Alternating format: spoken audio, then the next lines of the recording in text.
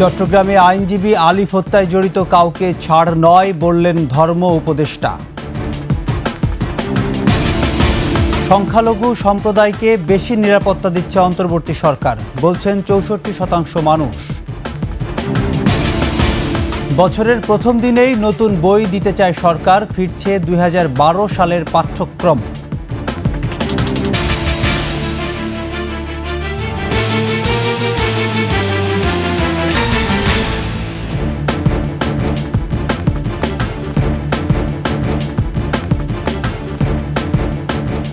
শুনছিলেন সংবাদ শিরোনাম। আমন্ত্রণ দুপুরের 21 সংবাদে, সাথে আছি আমি প্রণব চক্রবর্তী। দর্শক, 21 টেলিভিশনের সংবাদ একই সাথে সরাসরি দেখতে পাবেন আমাদের ফেসবুক পেজ www.facebook.com/2124 অনলাইনে। এছাড়া সাবস্ক্রাইব করতে পারেন www.youtube.com/21etv চ্যানেলে। চট্টগ্রামে আদালত প্রাঙ্গণে হামলা ও আইনজীবী সাইফুল ইসলাম আলিফ হত্যার সাথে জড়িত কাউকে ছাড় দেয়া হবে না বলে জানিয়েছেন ধর্ম উপদেষ্টা ডক্টর আফামা খালিদ হোসেন। সকালে চট্টগ্রামের লোহাগড়ায় নিহত আইনজীবীর কবর জিয়ারত ও পরিবারের সদস্যদের সাথে দেখা করেন ধর্ম ও গণশিক্ষা উপদেষ্টা। 1 কোটি টাকার ফান্ড আমরা রেজ করছি। ইতিমধ্যে আমাদের ফান্ডে বেশ কিছু টাকা জমা হয়েছে। এগুলো আমরা ওনাদের বাবার সাথে কথা বলে, ওনার স্ত্রীর সাথে কথা বলে একটা অ্যাকাউন্টে রেখে তারা যাতে বাকি জীবনটা স্বচ্ছন্দে কাটাতে পারে, ভরণ পোষণ শিক্ষা দীক্ষা চলতে পারে, এই ব্যবস্থা আমরা নিচ্ছি। দেশের অধিকাংশ মানুষ মনে করেন ক্ষমতাচ্যুত শেখ হাসিনা সরকারের চেয়ে অন্তর্বর্তী সরকার সংখ্যালঘু সম্প্রদায়কে বেশি নিরাপত্তা দিচ্ছে। এক জরিপে এমনটাই জানিয়েছে যুক্তরাষ্ট্রের সংবাদ মাধ্যম ভয়েস অব আমেরিকা। প্রকাশিত ফলে দেখা যায় 64.1% উত্তরদাতা মনে করেন দেশের ধর্মীয় এবং জাতিগত সংখ্যালঘু জনগোষ্ঠীকে নিরাপত্তা দেওয়ার ক্ষেত্রে আওয়ামী লীগ সরকারের চেয়ে অন্তর্বর্তী সরকার বেশি সফল। তবে জরিপের ফলে মুসলিম এবং অমুসলিমদের মধ্যে কিছুটা পার্থক্য লক্ষ্য করা গেছে। মোট 1000 মানুষের উপর চালানো এই জরিপে নারী এবং পুরুষ সমান সংখ্যার ছিলেন। জরিপের মাত্র 15.3% মানুষ মনে করেন বর্তমান সরকার সংখ্যালঘুদের আগের চেয়ে খারাপ নিরাপত্তা দিচ্ছে, আর 18%-এর মতে পরিস্থিতি আগের মতোই আছে।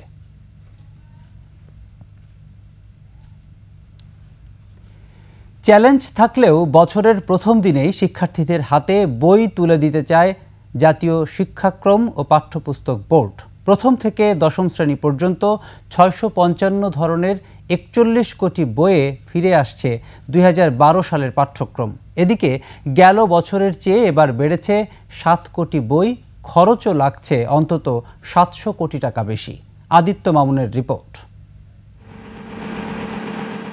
চলতি বছরের সেপ্টেম্বরে প্রাক প্রাথমিক ও মাধ্যমিকের পাঠ্যসূচি চূড়ান্ত হওয়ার পর বই উৎসবের জন্য জোরে সোরে মাঠে নামে জাতীয় শিক্ষাক্রম ও পাঠ্যপুস্তক বোর্ড। সেক্ষেত্রে এনসিটিবির তত্ত্বাবধানে 41টি ছাপাখানায় চলছে মুদ্রণের কাজ। 2025 শিক্ষাবর্ষে প্রাথমিকের জন্য প্রয়োজন হবে 12,08,70,000 আর মাধ্যমিকের জন্য প্রয়োজন 28,06,22,337টি বই। 655 রকমের বইয়ের মধ্যে 150 রকমের বইয়ের পাঠ্য সম্পূর্ণ পরিমার্জন, পরিবর্ধন এবং সংযোজন বিয়োজন করা হয়েছে। অগ্রাধিকার পাচ্ছে প্রাথমিক ও দশম শ্রেণীর বই, সাথে ক্ষুদ্র নৃতাত্ত্বিক গোষ্ঠী, ব্রেইল আর শিক্ষক সহায়িকা বিষয়ক বিশেষ বই। বই সরবরাহে 70 দিনের সময়সীমায় ছাপাখানাগুলো কর্মব্যস্ত। কাজের যে চাহিদা আমরা সেভাবে করার চেষ্টা করছি। এই মেশিনে বই ছাড়ার পরে আটা হয়ে কাবার মিক্স করে আসতেছে, একদম এখান থেকে ঢুকে আমরা কাটিংয়ে দিতেছি, কাটিং থেকে একদম প্যাকেটিং হবে। গুণগত মান, কাগজ, অক্ষর বিন্যাস, বাধাই সহ সার্বিক উন্নয়নে কোনো ছাড় দিচ্ছেন না কর্মীরা।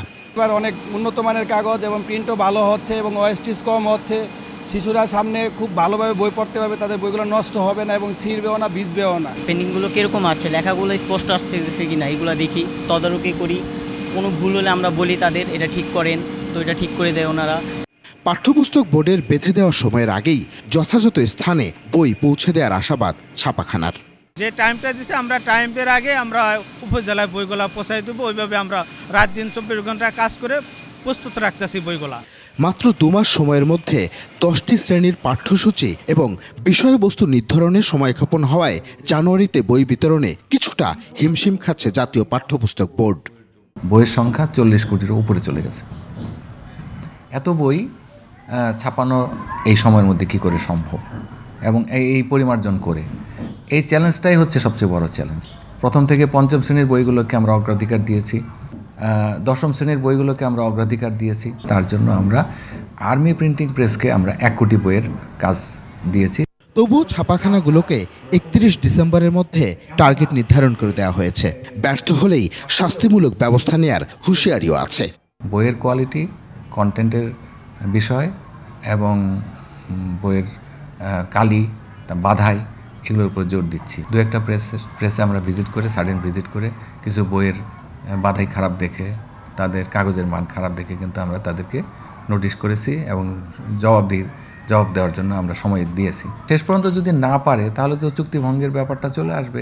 সেই ক্ষেত্রে তাদের জন্য জরিমানা, পরবর্তীতে ইভেন যদি কালো তালিকাভুক্ত করতে হয় তা করতেও আমরা পিছপা হব। এত কিছু পরিবর্তনের পরেও শিক্ষা বোর্ড ফিরছে 2012 সালের সিলেবাসে। 700 কোটি টাকার মতো এবার আমরা বেশি চেয়েছি। আদিত্য মামুন, 21 টেলিভিশন, ঢাকা। ময়মনসিংহে বেসিক শিল্পনগরীতে একটি কীটনাশক কারখানায় লাগা আগুন নিয়ন্ত্রণে এনেছে ফায়ার সার্ভিসের 7টি ইউনিট। সকাল 10টার দিকে নগরীর মাসকান্দার শিল্প এলাকায় কারখানাটিতে আগুন লাগে। ফায়ার সার্ভিস ময়মনসিংহ বিভাগীয় উপপরিচালক মতিউর রহমান জানান, আগুন লাগার খবর পেয়ে 7টি ইউনিট নিয়ে 2.5 ঘন্টা চেষ্টা চালিয়ে নিয়ন্ত্রণে আনে। আগুন লাগার কারণ এবং হতাহতের খোঁজ জানা যায়নি।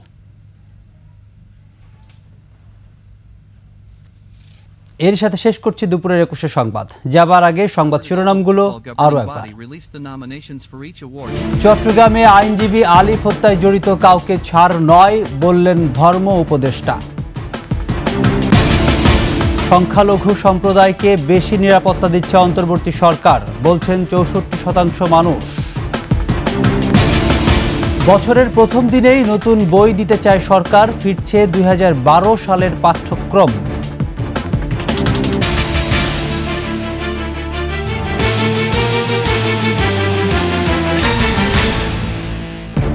দর্শক, সর্বশেষ সংবাদ জানতে ডায়াল করুন 2021 নম্বরে, ভিজিট করুন 21-tv.com ওয়েবসাইটে। ফেসবুকে ভিজিট করতে পারেন www.facebook.com/2124 অনলাইনে। এছাড়া সাবস্ক্রাইব করতে পারেন www.youtube.com/21etv চ্যানেলে। এতক্ষণ সঙ্গে থাকার জন্য ধন্যবাদ। পরবর্তী সংবাদ দুপুর 2টায় দেখার আমন্ত্রণ রইল। 21-এর সাথেই থাকুন।